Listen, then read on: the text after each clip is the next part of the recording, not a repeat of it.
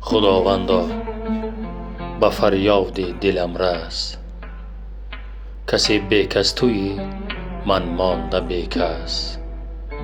همه گویند طاهر کس ندارد، خدا یار من است چه حاجتی کس. سرم بالین تنم بستر ندارد، به جز شور غمت در سر ندارد. نهد دور از تو هر کس سر به بالین، الهی سر ز بالین بر ندارد. دلا از دست تنهایی به جانم، ز آه و ناله خود در فغانم.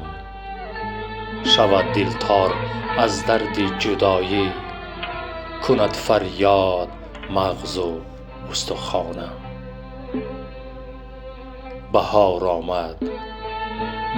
آمد به صحرا و در و دشت،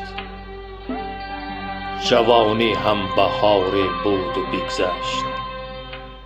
سر قبر جوانان لاله روید، دمی که مهوشان آیند به گلگشت. خدایا داد از این دل که یک دم مو نگشتم شاد از این دل. چو فردا داد خواهند، بگویم 100 هزاران داد از این دل. الها ای فلک چون موی زبون شی، دلت همچون دل مو غرق خون شی. اگر یک لحظه ام بی غم ببینی، یقین دونم کز این غم سرنگون شی. فلک کی بشنود آه و فغانم، به هر گردش زند آتش به جانم.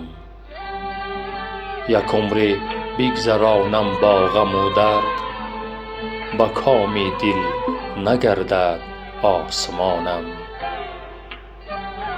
مسلمانان 3 درد آمد به یک بار، غریبی و اسیری و غم یار. غریبی و اسیری سهل وای، غم یار مشکل تا چون شود کار. مرا نه سر نه سامان آفریدند، پریشانم پریشان آفریدند. پریشان خاطران رفتند در خاک، مرا از خاک ایشان آفریدند.